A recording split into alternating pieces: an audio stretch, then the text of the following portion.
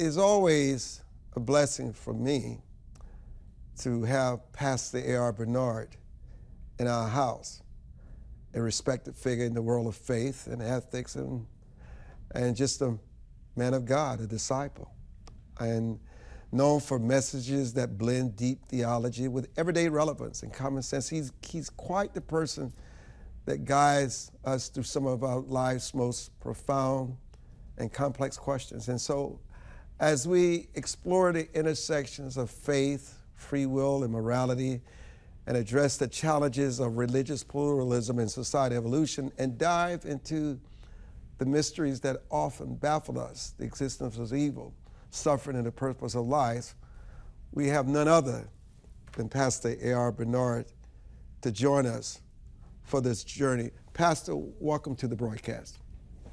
Thank you, Armstrong, and thank you for that incredible introduction. I hope I can live up to that. What is the difference, in your opinion, between religious beliefs, law, morals, and ethics? Well, unfortunately, in our society, where we want to remove God, spirituality from the public square, unless we can shape it in our own image and likeness and influenced by our own biases, there is no distinction. There's no trichotomy. There's no dichotomy, no separation. Because essentially, Armstrong, we are born spiritual in that we are all born with certain spiritual or immaterial attributes or faculties, as opposed to physical attributes and faculties. There are things about us as human beings that can't be empirically studied by science. How do we study love, fear, the ability to reason, our creativity, the idea of self-awareness and self-determination, self-transcendence, how we can revisit the past in our mind and imagine the future in our mind. So there are certain aspects of the human person and human being that transcend the material. And we're spiritual. We have this need to devote ourselves to something or someone. In fact, Armstrong, it's because of our spiritual nature that we have so many religions around the world. Religion seeks to codify our spirituality into ritual and practice and somehow preserve it and pass it from one generation to another. So our spirituality is manifested in how our society is structured. Religion brings a moral value consensus to society, which is necessary for peace and concord. We all have this thing called conscience, this part of us that gives us an awareness of right and wrong conduct, what's acceptable and what's not acceptable. Even when we're not trained in moral standards, there's just something inside of us that rejects certain things as wrong in and of itself. Speaking of wrong, to what extent do we learn right and wrong and morality from our environment? Well, again, we begin with that inner consciousness that we're all born with in terms of morality, universal standards of right and wrong conduct. The problem is that whatever context we're born into, socially, politically, economically, educationally, it does begin to shape and influence how that conscience functions. Conscience is the judicial aspect of our human personhood. It doesn't tell us what's right or wrong, but judges our actions, and it makes us feel whether we're in line with what's right and what's wrong or in violation. So we have to have what is called an informed conscience. We're born with the awareness, but how that conscience is informed is determined by the context in which we come into this world and how we grow up. Family, community, education, all of those factors come into play. Differentiate for us the difference between right and wrong and morality and immorality. Well, when we think of morality, we think of universal standards of right and wrong conduct. You take Dr. King. What made the civil rights movement successful, number one, is that it was founded in spiritual beliefs. There was a religious anchor, a spiritual anchor to the movement. And that brought into play issues of right and wrong that transcend ethics, because there are those who would say ethics is all we need. But ethics emanates from the culture. We decide what's right and wrong, and we convert that into laws and policies and practices. So at one time in America, slavery was right, it was okay, and it was supported by our legal system. But what Dr. King did when it came to disenfranchisement, marginalization, racism, he appealed not to the ethics, but to the morality of human nature that transcends any specific context. And it says that racism is a moral issue. And that's what made it so strong. If I may continue to opine on the fact that it had a spiritual anchor, every movement for social change in our history that has been anchored in religion, anchored in spirituality, has been successful. Why? Well, I would think that our humanity can run out, Armstrong. There is but so much that we can will. When things become very stressful and oppositional, our humanity can run out. We can run out of patience and empathy and sympathy. And when we run out of our humanity, Armstrong, what happens is we become vulnerable to the greeds of the forces of greed and fear and lust and ambition. But with a moral compass, because of a religious or spiritual anchor, that moral compass challenges us when our humanity runs out. So, I'm enjoying this conversation, Pastor. So, is God only concerned with our morality and immorality and not with what we consider to be right and wrong? Well, when you think about God, and I'm speaking from my theological framework, when we think about God, the ultimate objective is not right or wrong conduct. It's about human flourishing. What does it take for humans to flourish? We were created to flourish. We were created to be fruitful, to multiply, to have dominion, not domination, but to have dominion. And that means to identify our skill, talents, and abilities that are given to us from the day we're born. And how do we take those talents, abilities, skills, aptitudes, and convert them into value in the marketplace and contribute them to the good of mankind? How do we function within the framework of the life and dignity of the human person, the common good, the solidarity of the human family? We can't function successfully in these things towards fruitfulness unless there are a set of boundaries of respect and etiquette and trust and things that build faith. So morality plays a very, very important role in human society.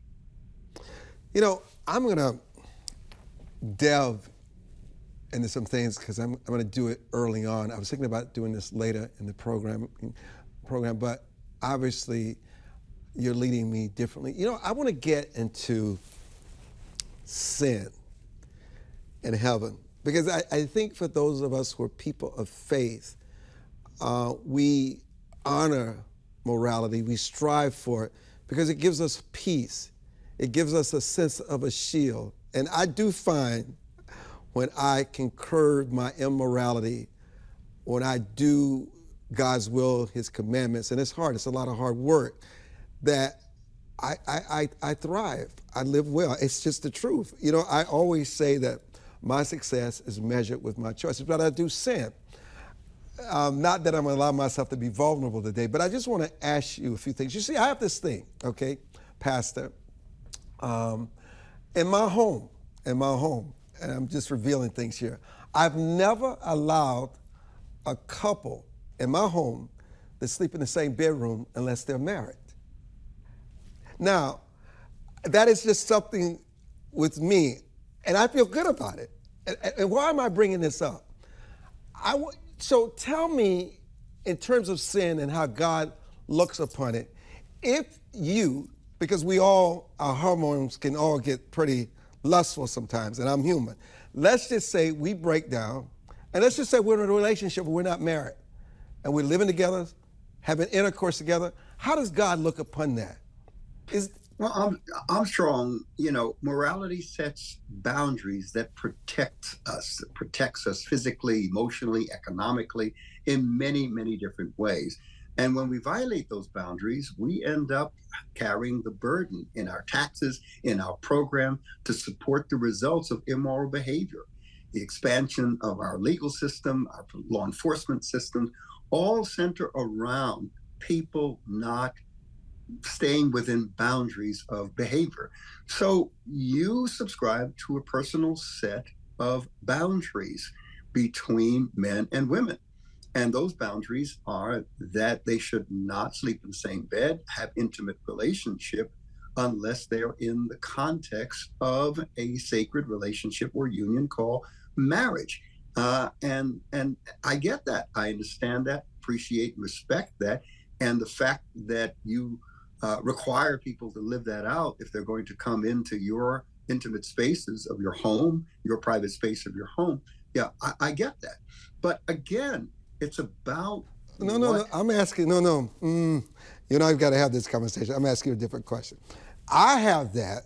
Sometimes I have mixed feelings about it, but I'm asking you, how does God judge that? Could that keep me out of this place called heaven? Could it put me in a place of purgatory? Because I think for people of faith, what we struggle with, we want to do the moral thing. I'm asking you, we're going to go deep here. Here's what I'm going to do. I'm going to let you gather yourself, because we got to have this conversation. Because I'm not just speaking for me. We're speaking for a lot of people who live this way and agonize, or just think it's no big deal. This is how we live. So Matthew 7th chapter, 13th through 14th verse says, "Enter by the narrow gate, for wide is the gate, and broad is the way that leads to destruction. And there are many who go in by it. Because narrow is the gate, and difficult is the way which leads to life, and there are few who find it." Serving God, I figure, is very difficult, and very few will find it. So the question I'm asking you point blank, in God's eyes, is shacking, sleeping and having sex with someone outside of marriage, is that a sin? Okay.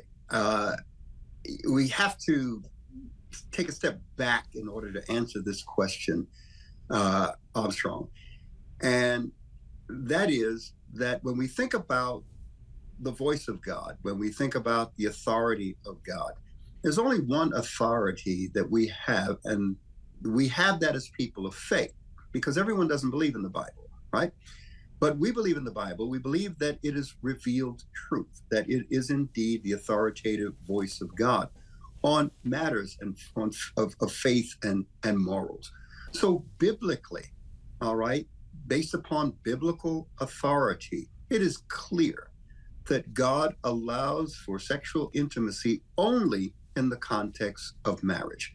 And to do it outside of that is to be in violation of that context, those boundaries, and the sacredness of the marriage union. That is the biblical perspective that we bring to a question like this, Armstrong. And so what about two people of the same sex who marry and think they're living in America, two men, two women? Are they living in sin in that marriage? Again, we go back to the authority of Scripture. If Scripture is our rule of conduct and our source of faith, and the source of our moral beliefs, our moral systems and structures, then absolutely the Scripture is clear from its very beginning that God created male and female. So those are the two identities that come together to create the bond of marriage, which again is a sacred union and foundational for society. It is clear that women have ovaries, men don't. And it is clear that men were designed to impregnate women in order to reproduce. So faith in Scripture tells us that, nature affirms that, and reason affirms that. And those are the three things that guide us in this. But not everyone subscribes to the morality of the Bible, I'm sure. Pastor, I only want to know the word. That's why the Bible says few will find it. I just want to know the truth. That's what this show's about. So let's go back to slavery and the founders that allowed it and the people that have benefited from it and the women that were raped and how people were savagely beaten and treated. Was that a sin in God's eyes? Absolutely, Armstrong. The Bible opens with the text that says, let us make man in our image and in our likeness. Let them have dominion over the earth, right? So the fact that we are created in the image of God, that image is stamped on us, not after we're born and develop educationally, economically, or socially, but just being a human being, a human person. Foundationally, there is what is called the life and dignity of the human person. And that means that we are all reflections of the image of God and must be treated equally and never cause one to be subservient to the other. So just based upon the image of God that we all bear as human beings, that make us equal in the sense that we are all reflecting that image and bear the dignity and worth and value that image gives us, slavery is wrong. So let's come back to this issue of racism, not as law, but as morality. Because when I speak of morality, I put it in the context of God. Let's just say, for me, I treat everybody the same. I see no color. I see the human being. I see their behavior. I see their character. Because even if I slightly feel I'm favoring someone based on anything other than their choices and my character, there's something that happens within me. So when we talk about racism, in and of itself of harming people, denying people opportunities of making judgments about them, or spray painting their homes, that too is also a sin against your brother. Armstrong, you have expressed the results of racism.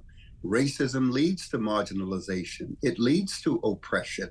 It leads to disrespect and harm of other individuals. Racism, in definition, is simply the sense that one particular race of people is superior to the others. Now, that attitude results in the things that you just shared. In American history, we must understand it not as a sense that we want to marginalize people, but we have to revisit American history through the lens of class and understand that racism was simply a tool to enforce classism. It was a tool that was used to maintain a status quo of one particular kind of people. And that was white Anglo-Saxon Protestants, because as America continued to grow as a nation, it had to open its boundaries, even within the context of whiteness, to allow Jewish immigrants into that context, to allow Irish and Italian immigrants into that context, who are white, but were not considered part of the whiteness that originally established America. So whether it's the Holocaust or anything where you subjugate people against their will and you destroy them, their livelihood for generations to come, that, from your teachings, is just morality, is sin. And there's a price that you pay for it, generations deep. The generation that was oppressed pays a price, the oppressors pay a price, and the community, society. To this day, Armstrong, 400 years later, we are still wrestling with what many people call America's original sin. Absolutely, it is a sin, Armstrong. And the word sin means to fall short of, to miss the mark of a particular standard of right and wrong conduct and treatment of each other as human beings. It was absolutely a tool, an economic tool that continues to have consequence to this day. So let me go back to man's law. There's a law in California that allows me, if I go into a store and it's fancy or whatever, I can go in and steal anything that's under $1,000 and I won't be arrested. While man laws allows that, but if I go in, there's a higher law if I'm stealing that I still pay a price for, and that is called the moral law. It's sin. Well, Armstrong, it depends on the context. There are historically communities, Armstrong, where the concept of stealing was not as we know it, because the community allowed for the sharing of whatever the community produced. So if you were hungry, you took bread, you took vegetables, you took fruit that were gathered by the community. So the concept of stealing was not present. As we understand it in our society, where there is a high premium on private ownership, yes, these laws come into play, and it is a violation. It is an act of immorality to steal, to take what is not yours without permission. So let's come to the issue of drugs, which is very fascinating for me. The fentanyl, the heroin, the marijuana that people sell and exchange. And even though the law in some dependent jurisdictions is unlawful and you can find yourself in a court of law that can land you in jail, talk about how the drug phenomenon that is destroying so many lives, kids between 17 and 24 years old, it's the number one cause of death in this country. How do you put that in the context of morality? Well, Armstrong, the destruction of human life, again, is a moral problem. But the drug issue is quite complex because you have the user, you have those who actually exploit people through the use of drugs, who are making a lot of money. You have even potentially law enforcement or government participation in this as well. So it's not as easy as blaming the individual who's taking the drug. They are part of a bigger system that allows for this kind of activity within our society. It is destructive. It robs you of dignity, robs you of life, and it creates the social issues of crime, etc., that we have in our society. So Pastor, as we talk about in this segment, this concept of sin, I guess it's why the Bible tells us he will forgive us 1,000 times a day, that we come to the reality that we are living in sin. And I guess it's all about conquering our sinful nature.